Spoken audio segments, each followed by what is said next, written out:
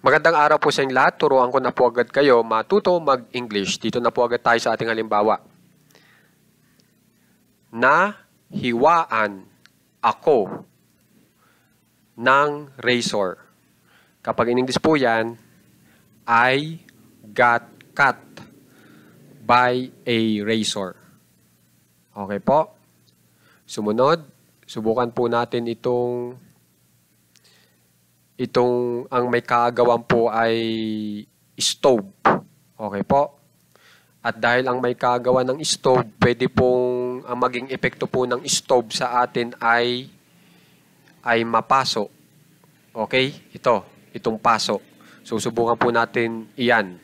At ang ating pinag-uusapan po ay subukan natin ay ikaw. Na paso ikaw ng stove. Napaso ikaw ng stove. Pag yan ay in English po, you got burned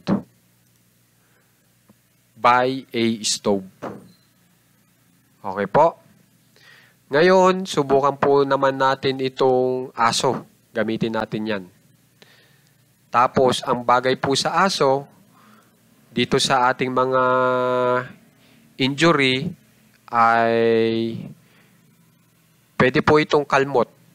Di ba po ba? Subukan naman po natin itong si Tom, ang nakalmot. Na kalmot si Tom ng aso. Tom got scratched by a dog. Okay? Kung mapapansin nyo, napakadali lang po, di ba? Kung may ganito po kayong pattern.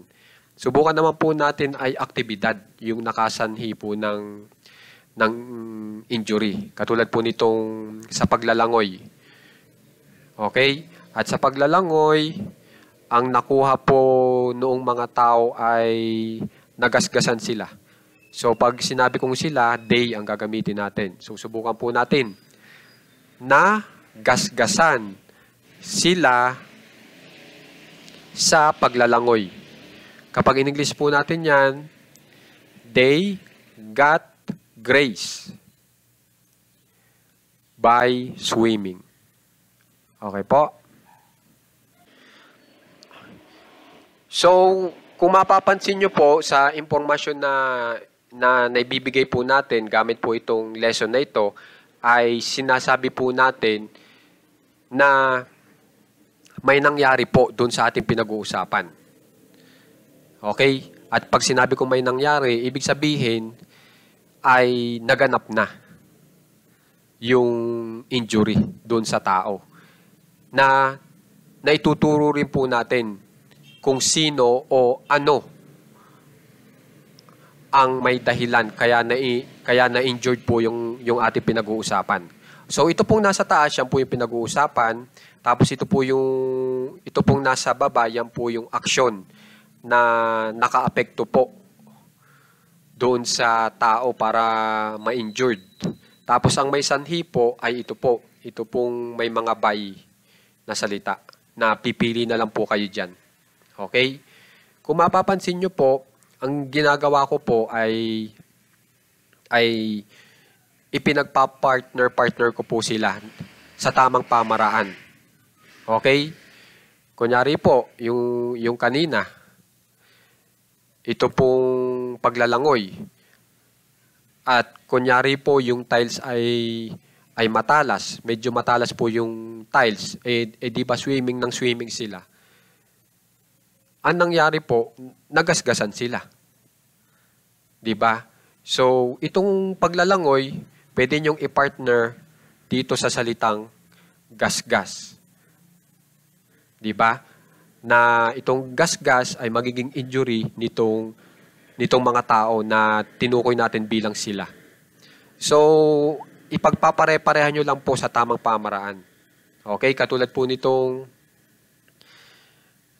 subukan natin itong kotse. Ano ba ang bagay sa kotse na injury?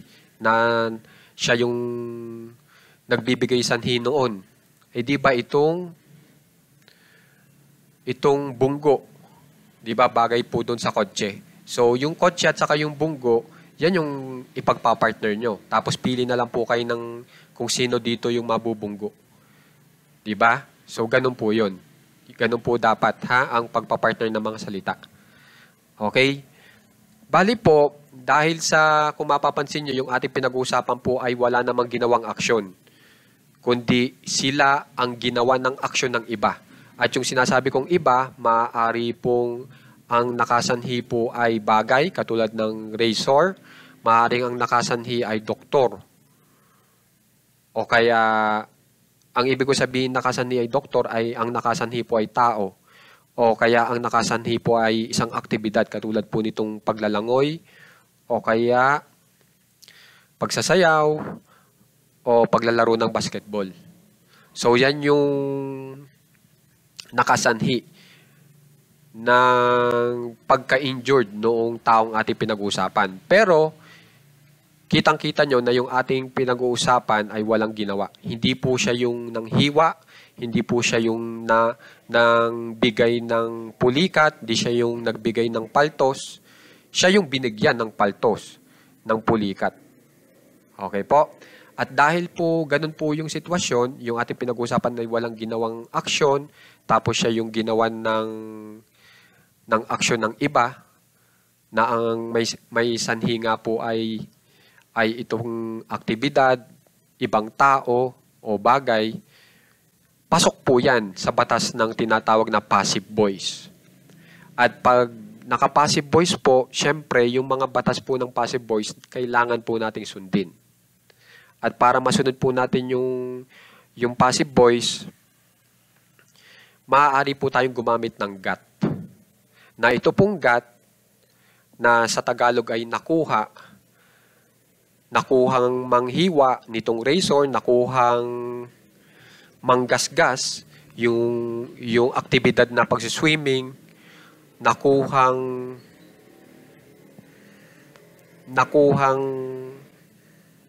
matusok noong tao, kunyari tinurukan ka nung tao, syempre natusok ka.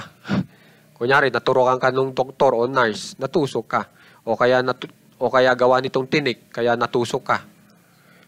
Di ba po ba? So, ito pong got, yan yung tumutulong dito sa mga aksyon natin na nasa baba, simula cut hanggang grace, na masabi na itong mga aksyon na ito ay ang gumawa po ay iba. Hindi po yung ating pinag-uusapan. Okay, kaya naglagay ako ng got. Okay, sa Tagalog po talaga, maaari po yan itagalog bilang nakuha. Pero hindi ko na po inilagay yung salitang nakuha. Kasi kung yung normal na pagtatagalog daw po kasi ay ganito. Nahiwaan ako, nasugatan ikaw, ganyan daw po yung normal na pagtatagalog. Kaya yan ang ginamit ko, yung nalang. Pero kung gusto nyong saktong-sakto, edi nakuhang hiwaan ng razor. Ganun po ang mangyayari. Pero pag in English po, I got cut by a razor. Ganun pa rin po. Okay? So, kayo na lang mamili kung ang pipiliin nyo ay yung may nakuha o yung yung nalang ang gagamitin nyo. Katulad ng ginagamit natin. Okay po? So, itong got tumutulong para masabi natin na itong aksyon ay ginawa o ang nakasanhi ay iba. Hindi pinag-uusapan. Para makapasok po tayo sa batas ng passive voice. At hindi lang po yan. Okay? Yung mismong mga verbs natin o yung mismong action ay dapat po i-spelling nyo ng naka-past participle. So, hahanapin nyo sa dictionary ang tamang past participle po nitong mga verbs natin. Katulad po nitong bump. Ang bump po ay B-U-M-P. Pag hinanap nyo yung past participle niyan o yung spelling niyan, pag naka-past participle, ang ibibigay sa inyo ng dictionary ay may ED. Bump. Okay? Yung cat, ganun pa rin po. Ang ibibigay sa inyo ng dictionary ay ganito pa rin spelling, C-U-T. Okay? So, makikitandaan.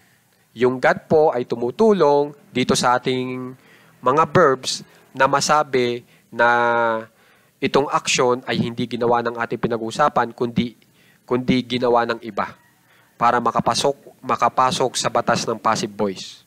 Tapos ang ginamit ko po ay got, G-O-T, hindi yung get, para masabi ko na itong pagkahiwa nung ating pinag-uusapan ay nangyari sa nakaraan, hindi ngayon. Sinasabi ko lang doon sa aking kausap na Amerikano. Okay? Uulitin ko. Itong got, itong GOT ay ginamit ko para masabi ko na nahiwaan yung tao dati, hindi ngayon. Ipinapaalam ko lang ngayon na siya ay nahiwaan dati. Okay? Kaya GOT. Okay? So, ang tatandaan nyo, itong gamit ng got, yung tulong niya, at kasasabi ko lang kanina, tapos kung paano nyo i-spelling itong mga verbs natin, kasi yun po yung requirement ng passive voice. Kailangan gagawin yung past participle, yung inyong verb, para makapasok po sa batas ng passive voice. Okay po? So, makikitandaan po lahat po itong mga injuries kasi gamit na gamit po yan. At saka yung pwedeng makasanhi po. Okay? Ng mga injuries na ito. Katulad po nitong mga razor, knife, bakod na kahoy, kotse, ng tao, ng pag-upo ng masyadong matagal. Yan ay sa pulikat yan. Tiyak yun. Yang langgam, pag nakagat ng langgam, o kaya nakagat ng aso, yan. Tapos ito, tandaan nyo rin po. Pag nagasgasan ka kasi bumaksak ka, gawa ng sanga, ng bato, ganun po, nagkapaltos ka, gawa nitong bagong sapatos. Okay? O kaya yung friction na tinatawag. Okay po? Okay. So ito pong by na nakikita nyo, yan po yung tumutulong sa atin para may turo nyo po yung nakasanhi ng injury nung ating pinag-uusapan. Para may turo nyo ng tama, yung by. Okay po? So guys, sana may kipag-aralan ng mahusay po ito ha. Kasi alam nyo na magagamit din po ito. At tiyak pag natutunan nyo po ito, napakalaking bisa po niyan. Lalong-lalo na pag may mga ganitong pangyayari.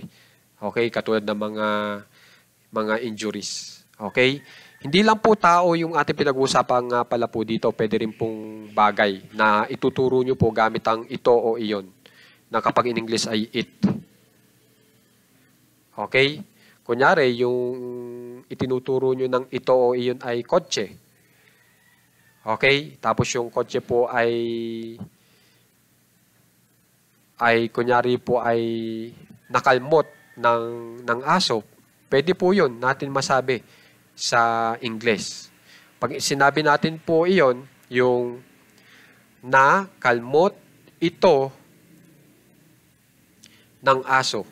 Kapag yan ay in English po natin, it got scratched by a dog o by a dog. So kung mapapansin nyo, nai-English agad natin tapos sa tamang pamamaraan pa. At ang maganda pa po dito sa ating lesson, unawang-unawa nyo na kung bakit nakapas participle itong verbs natin. Gumamit ako ng got. Tapos gumamit ako ng by.